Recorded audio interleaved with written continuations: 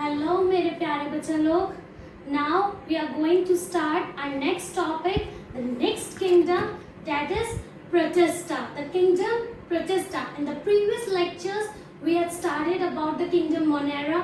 We have started about the 5 kingdom classification. We have started about the difference between 2 kingdom and 3 kingdom classification. And now, in this slide, in this lecture, we are going to study about the kingdom Protista. It is the very important topic and it's also the very interesting topic. So मेरे प्यारे बच्चों, इस topic को concentration के साथ बहुत अच्छे से आप लोग क्लियरली समझेंगे, ठीक है? Now we'll talk about that. What is Protista? What is the term Protista means?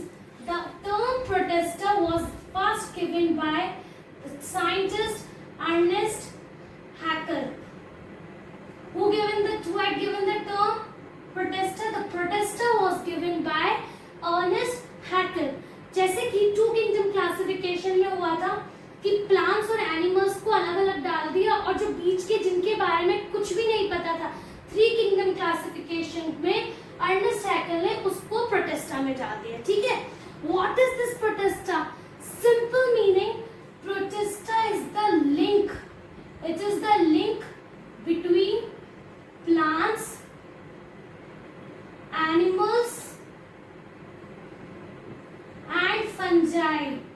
ये क्या है? एक लिंक है प्लांट्स, एनिमल्स और फंजाई के बीच में. जो प्रोटेस्टा है उसमें क्या था? एक तरफ थे हमारे सिंपल ऑर्गेनिज्म. सिंपल में हमारे कौन से ऑर्गेनिजम्स थे? दैट वर मोनेरा, ठीक है? और दूसरी तरफ थे हमारे कॉम्प्लेक्स ऑर्गेनिजम्स. कॉम्प्लेक्स में कौन कौन से थे हमारे? फंजाई था हमारा, प्लांट्स था, एनिमल्स था, ये थे हमारे कॉम्प्लेक्स में. तो ये जो हमारे प्रोटेस्टा थे, दे वर इन द बिटवीन.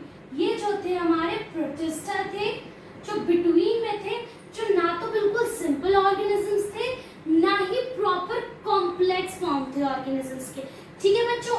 इतना समझ में आया क्या हुआ कि प्रोटेस्टा क्या है, किसने दिया था सबसे पहले प्रोटेस्टा का term? Now we will study about the characteristics of Protista. Now we will study about what are the characteristics of this Protista. First of all, the Protista are unicellular. Protista के में जो organisms होते हैं वो single cell भी हो सकते हैं, multicellular मतलब many cells से बने हुए भी हो सकते हैं organisms, या फिर eukaryotic. U means true. What does U means? True nucleus. जिसके पास true nucleus होता है उसे हम लोग बोलते हैं यूकैरियोटिक ऑर्गेनिजम्स. एक प्रॉपर न्यूक्लियस होता है, those are known as eukaryotic organisms. तो हमने पढ़ लिया कैरेक्टरिस्टिक्स क्या क्या हो गई? यूनिसेल्युलर हो गई, मल्टीसेल्युलर हो गई और हमारे यूकैरियोटिक ऑर्गेनिजम्स भी हो सकते हैं हमारे प्रोटेस्टा में. Now the protista are aquatic. जो प्रोटेस्टा होते हैं वो एक्वेटिक होते हैं. एक्वेटिक मीन्स जो आपके मेराइन में रहते हैं, जो आपके वाटर में रहते हैं, ठीक है? ये प्रेजेंट किस में हो सकते हैं? सॉइल में भी प्रेजेंट हो सकते हैं. सॉइल कैसी? द सॉइल विच इज डैम्प, थोड़ी सी जो गीली वाली सॉइल होती है, in that soil also it can be present. And the areas in which moisture is present, ऐसे एरियाज पर भी जहाँ पर थोड़ा सा मॉइस्चर होता है, ठीक है? ऐसे एरियाज पर भी हमारा जो प्रोटेस्टा है वो ग्रो करता है. Fine everyone, now we will talk about the nutrition. ये जो हमारा प्रोटेस्टा होता है ये न्यूट्रिशन कैसे करता है भाई? तो जो न्यूट्रिशन होता है दैट इज फर्स्ट इज होलोट्रॉपिक. उसमें होलोट्रॉपिक भी हो सकता है. होलोट्रॉपिक क्या होता है? एक बार में पूरे ऑर्गेनिजम्स को इनगल्फ कर लेना, मतलब एक ही बार में पूरा ऑर्गेनिज्म खा लेना. That is known as holotropic. उसे हम बोलते हैं होलोट्रॉपिक, ठीक है? Saprotrophic. What is the saprotrophic? That depends on dead and decaying organic matters. जो मरे हुए ऑर्गेनिजम्स पर डिपेंड करता है, मरे हुए ऑर्गेनिज्म से अपना फूड लेता है, ठीक है? Parasitic that lives on others body, जो किसी दूसरे की बॉडी पर रहकर अपना फूड प्रिपेयर करेगा. या फिर सिम्बायोन्स. सिम्बायोन्स मतलब जो किसी के साथ रहकर, एक साथ 2 लोग रह करके अपनी जो जरूरतें हैं उनको पूरी करेंगे. इसका मतलब क्या होता है? They live together. ये एक साथ रहते हैं किसी दूसरे ऑर्गेनिजम्स के साथ, जिससे ये अपना फूड प्रिपेयर कर सकते हैं उसके साथ मिल करके, ठीक है? What is the type of reproduction? The reproduction can be asexual or sexual. Asexual ज्यादातर होता है हमारे प्रोटिस्टा में, बट जो सेक्सुअल होता है that is very rare. It is very rare. जो सेक्सुअल रिप्रोडक्शन होता है वो कैसा होता है, बहुत ही ज्यादा रेयरली फॉर्म्ड होता है. आज तक साइंटिस्ट जो है वो सेक्सुअली रिप्रोड्यूस करने वाले प्रोटिस्टा बहुत कम आइडेंटिफाई कर पाए. Fine everyone. And now we talk about the locomotion. Locomotion मतलब क्या होता है बच्चों? क्या होता है लोकोमोशन मतलब? लोकोमोशन मीन्स द मूवमेंट, कि ये जो हमारे प्रोटिस्टा होते हैं ये मूवमेंट कैसे करते हैं. How the Protista moves. तो they move with the help of cilia. Cilia में क्या होता है, जैसे ये आपका ऑर्गेनिज्म है, जैसे ये आपका ऑर्गेनिज्म है, ठीक है, ये बहुत सारे सीलिया होंगे और ये क्या करेंगे, सिंक्रोनस मूवमेंट करेंगे. कैसा मूवमेंट करेंगे? Synchronous movement. What is this synchronous movement means? जो मूवमेंट सिंगल साइड से, जैसे अगर सब लोग इस तरफ चलेंगे, इनके सारे जो सीलियाज होते हैं अगर वो इस तरफ मूव करेंगे तो सारे सीलिया ऐसे ही मूव करेंगे. ऐसे नहीं कि आधे सीलिया पीछे मूव करे और आधे सीलिया आगे मूव, नहीं, they move in the synchronous movement.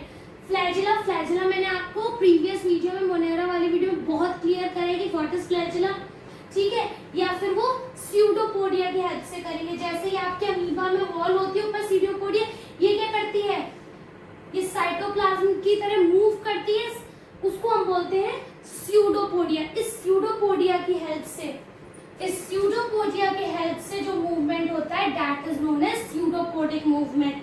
And the examples are euglena, paramecium and etcetera. These two are the most important examples that can be come in the exam in which the euglena is the example of flagella locomotion. euglena किसकी help से locomotion करता है? ऐसा होता है कुछ euglena और उसके पास एक फ्लैजिला होता है जिसकी हेल्प से ये मूवमेंट करता है. या फिर आपका पैरामीशियम जिसका एग्जांपल होता है सीलिया. पैरामीशियम ऐसा होता है इसके चारों तरफ ऐसे इतने सारे सीलिया प्रेजेंट होते हैं, that is known as paramecium with the help of which it moves. Now what are the protista. Protista में कौन कौन से टाइप्स के ऑर्गेनिजम्स हो सकते हैं? That can be chrysophytes. Chrysophytes type के भी ऑर्गेनिजम्स हो सकते हैं. डाइनोफ्लैजिलेट्स. डाई मतलब टू, एनो मतलब नंबर, जिसमें दो फ्लैजिला होते हैं, ठीक है. यूग्लेनॉइड्स, मैं समझाऊंगी सारे पॉइंट. स्लाइम मोल्ड, एक चिपचिपापन सा होता है, फंगस लाइक स्ट्रक्चर होता है, ठीक है. या फिर प्रोटोजोन्स, जैसा कि आपका मलेरिया का इंसेक्ट होता है. तो ये 5 जो आपके पॉइंट्स है ये मैं आपको नेक्स्ट वीडियो में एक्सप्लेन करूंगी. सो ये पॉइंट्स को आप लोग नोट डाउन कर लो. जो मैंने बोर्ड पे लिखा है ये प्लीज नोट डाउन कर लो. All these things are important and will discuss all these things in our next slide. Thank you. So now we'll talk about the types of protista or the microorganisms which are included in the kingdom protista. ठीक है. अब इसमें सबसे first आता है chrysophytes. सबसे पहले क्या आता है बच्चों कि क्राइसोफाइट्स क्या होते हैं. एक सिंपल से मीनिंग में समझते जाना और जो मैं बोर्ड पे लिखती जाऊं प्लीज उसको कॉपी डाउन करते जाना. एक नोट्स, एक पेन, ये सब कुछ अपने पास रखा करो जिससे जो मैं नोट डाउन करवाया करूँ प्लीज प्लीज प्लीज उसको नोट डाउन कर लिया. Now we will start about our first type of microorganisms or the type of protista, that is chrysophytes. What are these? These are chrysophytes. Now we will study about the characteristics of chrysophyte. First line, very important. It includes diatoms and desmids which are also known as golden algae. इसमें क्या होते हैं आपके diatoms होते हैं और desmids होते हैं. जो ये डेस्मिड्स होते हैं ये क्या होते हैं आपके फ्री फ्लोटिंग होते हैं, ठीक है, जो आपके फ्लोट करते हैं वाटर में, ठीक है. या फिर ये क्या हो सकते हैं बॉटम ड्वेलर्स. क्या हो सकते हैं? Bottom dwellers. They can be bottom dwellers. ये बॉटम ड्वेलर्स होने की वजह से जो ये हमारे क्राइसोफाइट्स होते हैं इनके ऊपर एक कोटिंग आती है. जैसे आपका क्राइसोफाइट्स का ऑर्गेनिज्म है, इनके ऊपर एक कोटिंग आ जाती है. कोटिंग जो होती है उसको हम क्या बोलते हैं? फ्रुस्ट्यूल्स. जिसकी ये कोटिंग आती है that coating is frustules which is made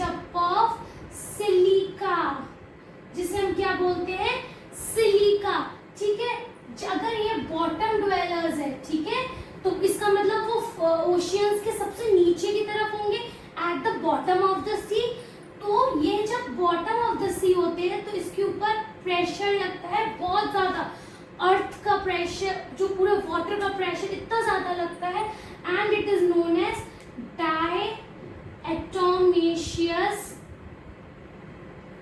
earth.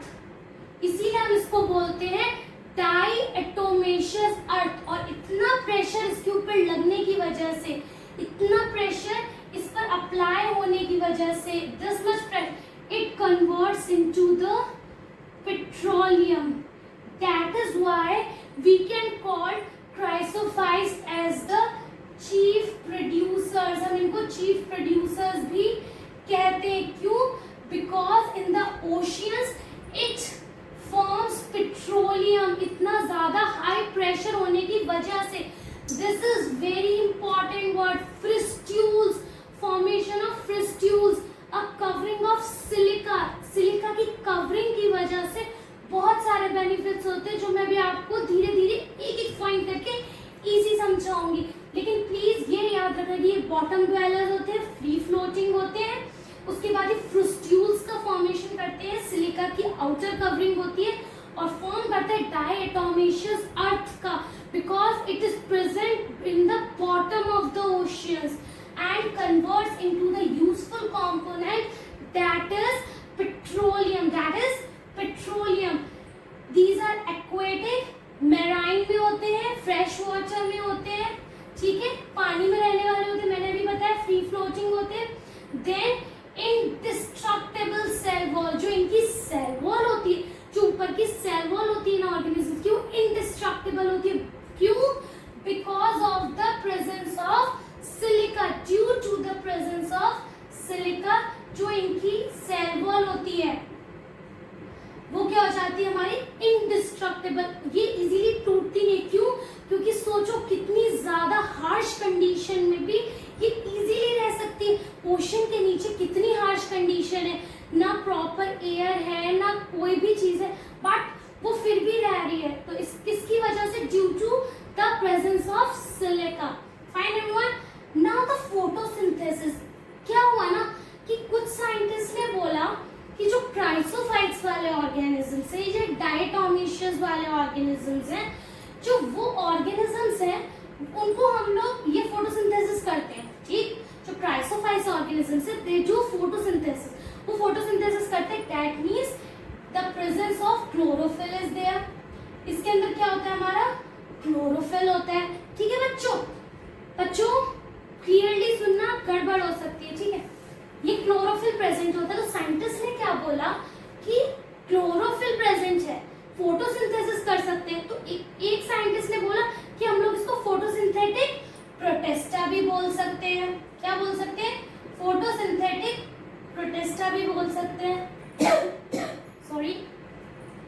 दूसरे साइंटिस्ट ने बोला we can call it plants also. हम लोग इसे प्लांट्स भी बोल सकते हैं कि फोटोसिंथेसिस कर रहे हैं। तो इसीलिए ये क्या करते हैं? हमारे फोटोसिंथेसिस करते हैं। एंड जो नेम था इनका ये नहीं डिस्क्राइब हो पाए, और इसको हमने प्लांट्स की कैटेगरी में न डाल के फोटोसिंथेटिक प्रोटेस्टा बोला गया इसको, क्योंकि इनके अंदर प्लांट्स वाली कैरेक्टरिस्टिक्स सिर्फ एक ही थी, बाकी इनके अंदर जो कैरेक्टरिस्टिक्स थी वो प्लांट से मैच नहीं करती थी, ठीक है। ये जो ऑर्गेनिजम्स होते हैं they do not have flagella. उनके पास फ्लैजिला नहीं होता है। क्या नहीं होता उनके पास? फ्लैजिला नहीं होता है। जो मूवमेंट करते हैं वो लोग वो फ्लैजिला की हेल्प से नहीं करते हैं, ठीक है। जो it is used in polishing, ये पॉलिशिंग में यूज होते हैं। क्यों? Because of this silica. Because जो सिलिका होता है वो क्या होता है? हमारा एब्रेसिव इन नेचर होता है। इस एब्रेसिव इन नेचर की वजह से क्या होता है? ये यूज कर सकते हैं हम लोग पॉलिशिंग करने में। It is used in polishing, filtration of oil and syrup. हम इसको फिल्ट्रेशन में भी यूज कर सकते हैं। क्यों? क्योंकि जो सिलिका होता है वो कुछ यहाँ पे कर देती हूँ मैं आपको।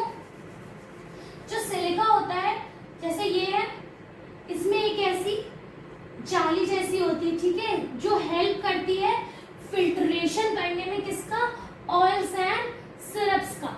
नाउ ये आपको क्लियर हो गया प्रॉपर्ली कि क्राइसोफाइट्स क्या होते हैं, डायटम्स क्या होते हैं, प्लास्मिड्स क्या होते हैं, गोल्डन एल्गी क्या होती है।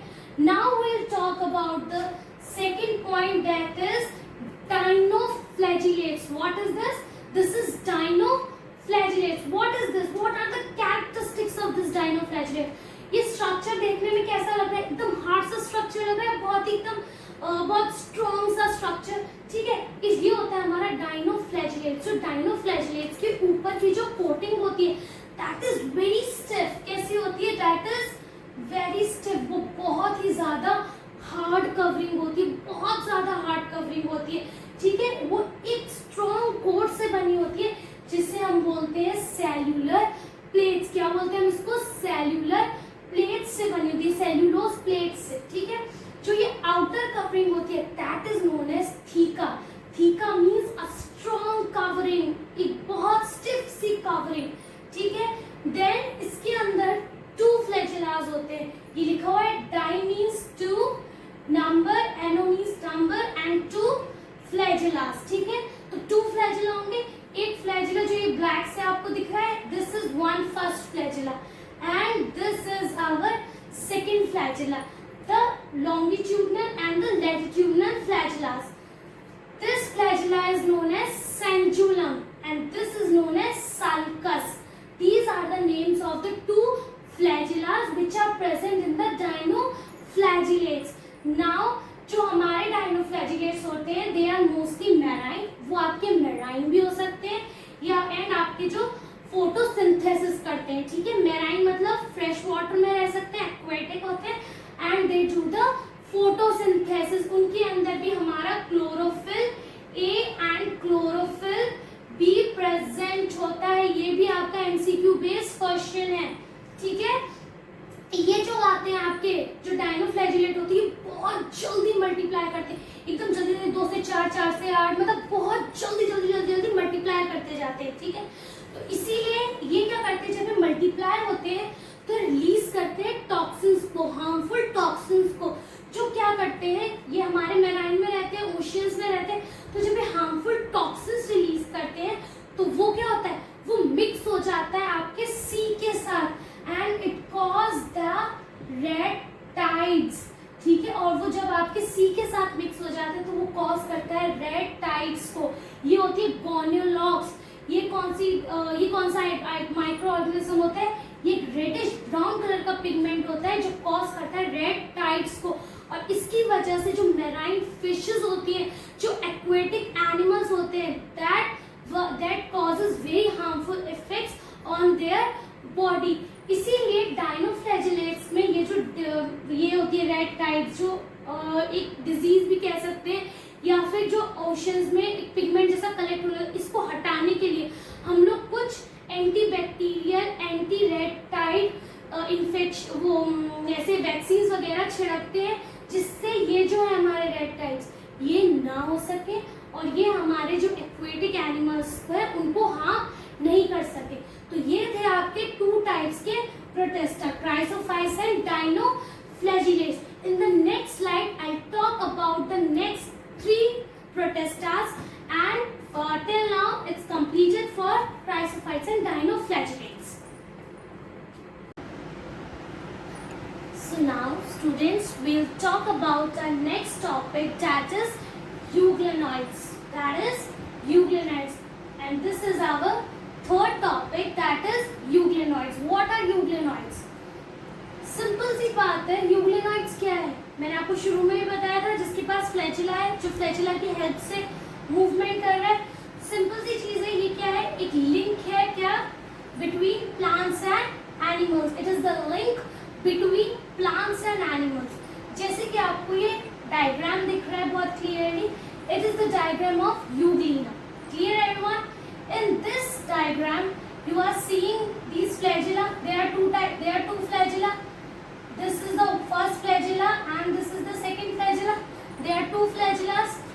This is the opening. ये क्या है? आपकी माउथ ओपनिंग यूग्लिना की। तो इसको हम क्या बोल सकते हैं? साइटोस्टोम। सेल की ओपनिंग, स्टोम मतलब ओपनिंग एंड सेल की ओपनिंग है, इसका मतलब साइटोस्टोम बोल सकते हैं इसको। This is the photoreceptor. What is this photoreceptor means?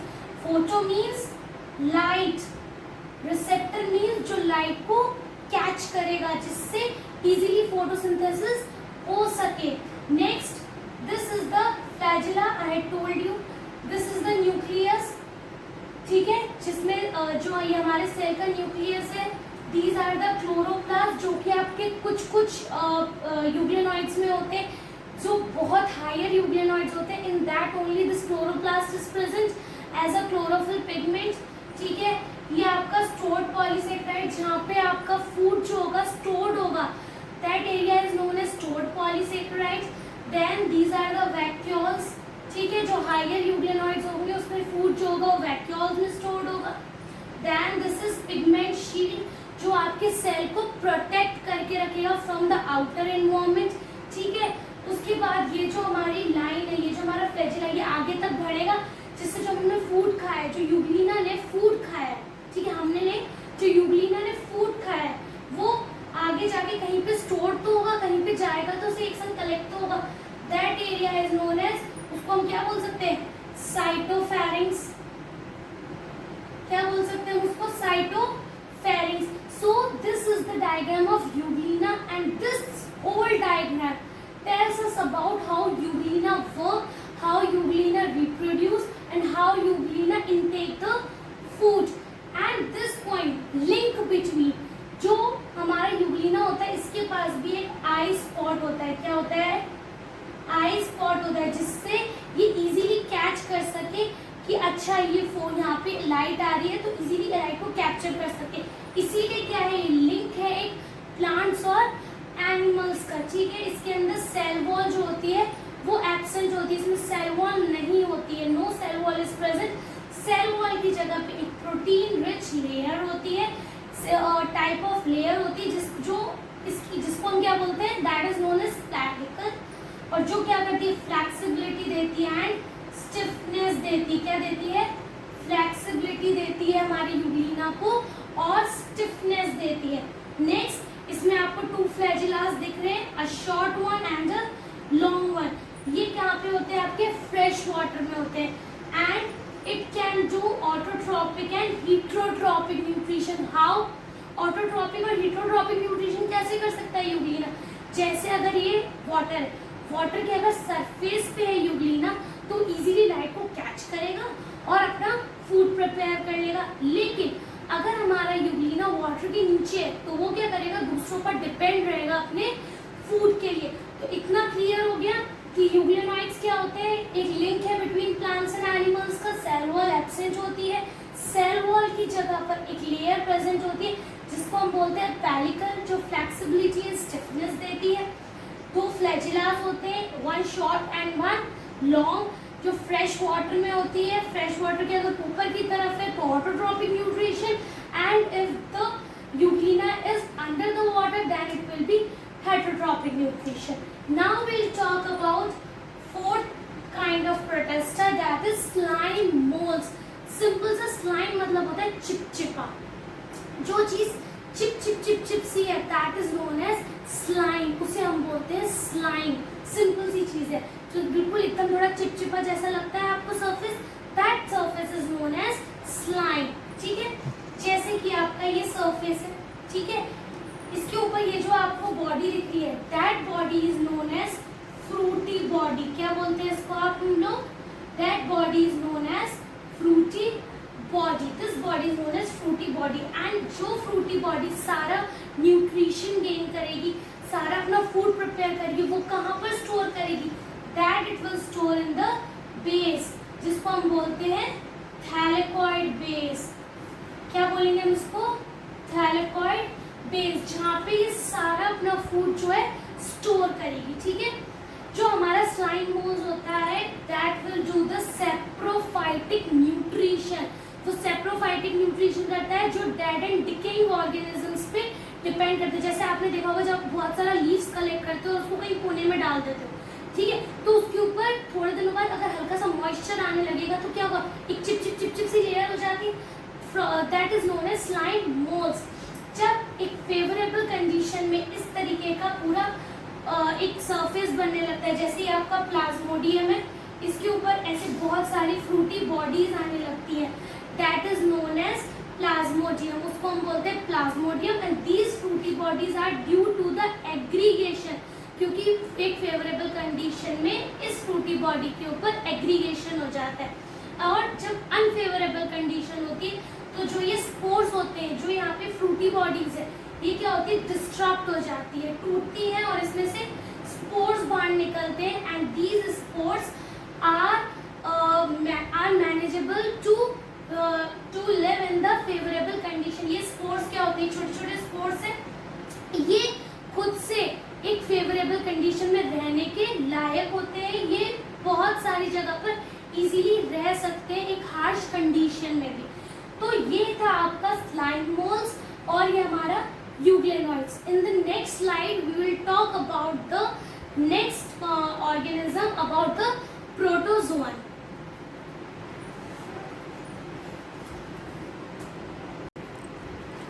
So students, this is the last topic of kingdom protista. So please थोड़ी देर के लिए और अटेंशन गेन करो और इस टॉपिक को हम क्लियर करते हैं और सब कुछ क्रिस्टल क्लियर जैसा एक्सप्लेन करते हैं। ठीक है students, now the kingdom Protista's fifth organism, that is protozoans, that are protozoans. What are protozoans? That were the primitive means old organisms, the unicellular, single cell, and the heterotrophs that depend on others for their food, and these are divided into 4 categories that you have seen on the board clearly. This is the first, amoeboid protozoans, second flagellated protozoans, third ciliated protozoans, and the fourth is sporozoans. First is amoeboid protozoans. They lives in fresh water, ये fresh water में रहते हैं, sea water में रहते हैं, या फिर moist soil में, जो soil थोड़ी सी damp होती है, in that soil these amoeboid protozoans live. They have the pseudopodia for locomotion. देखा है अमीबा, ये होता है, ये जो wall होती है that is known as pseudopodia, and with the help of this pseudopodia the locomotion takes place, the movement takes place. The presence of silica shells present होता है, जैसे कि मैंने आपको फर्स्ट क्रायोफाइट्स में समझाया था कि इसमें भी सिलिका शेल्स होते हैं, लेकिन किसमें, सिर्फ मेराइन में, जो मेराइन ऑर्गेनिजम्स होते हैं, only in that the silica shells are present. Example is entamoeba. Second is flagellated protozoas. They are free living, ये फ्री लिविंग होते हैं और पैरासिटिक होते हैं, that lives on others body and take their food. Locomotion is with the help of flagella. जैसे आपका ये organism है, ये फ्लैजिला है, इसकी हेल्प से आपका लोकोमोशन होगा. ठीक है, ये एक डिजीज कॉज करता है, that is known as sleeping sickness, और एग्जाम्पल है इसका trypanosoma. Third is ciliated protozoans. These are aquatic, ये एक्वेटिक है, वाटर में रहते हैं. लोकोमोशन और न्यूट्रिएंट शेल इसको किससे मिलता है, सीलिया से. जैसे कि मैंने आपको बताया था, जैसे पैरामीशियम है, इसके ऊपर बहुत सारे क्या प्रेजेंट होंगे, सीलिया प्रेजेंट होंगे, और लोकोमोशन और जो न्यूट्रिशन है वो भी आपका इन्हीं सीलिया की हेल्प से होगा. इनके अंदर एक कैविटी होती है जिसको हम बुलेट बोलते हैं, जो ओपन होती है बाहर की तरफ. इस तरीके से कैविटी होती है जो बाहर की तरफ ओपन होती है, जिससे जो हमारा फूड है, जो इसका फूड है, वो इसमें एंटर करता है. ठीक है, नेक्स्ट आर द स्पोरोजोआस.